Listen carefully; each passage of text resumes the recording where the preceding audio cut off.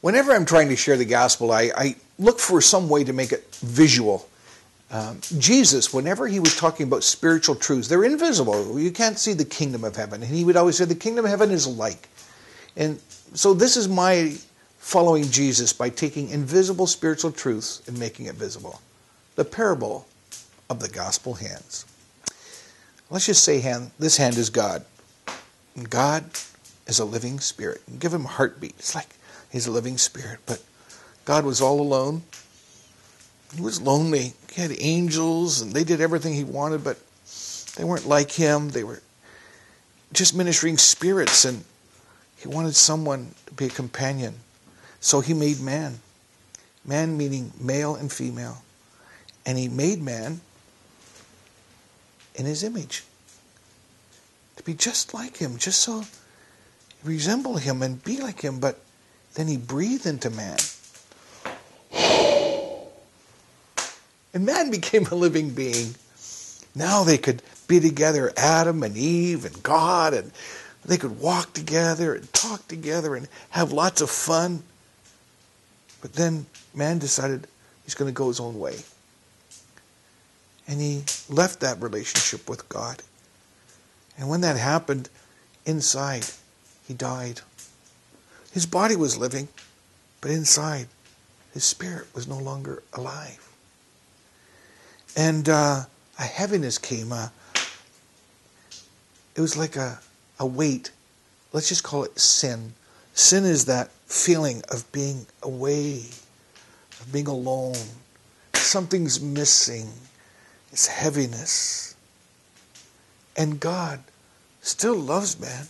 And he's trying to talk to him, saying, I love you. I love you. I still love you. But we can't see him and we can't feel him and can't know him. So God said, I am going to become a man. And he came down in the form of Jesus Christ. And Jesus said, I love you. I love you.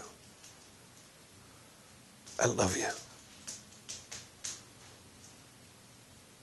And he laid down his life and he died. And now, when we admit we've gone our own way, we're alone, but we believe, Jesus, you are God. You died for me. Then we commit our life to him and say, Jesus, I've sinned. I'm sorry. I commit my life to you. Please forgive me. Who's got the sin now? Jesus does. And he not only died on the cross, he descended. And he went to hell. And he buried your sins. But 3 days after he died, the grave couldn't hold him. All the demons of hell couldn't hold him. Satan couldn't hold him. He came alive. He rose again.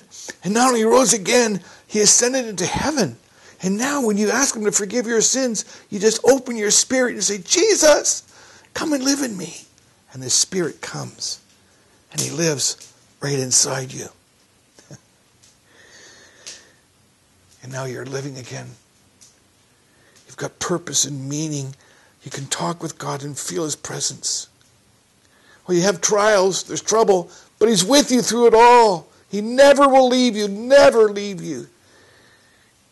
When you die, his Spirit takes you. And you go. And you live with God forever.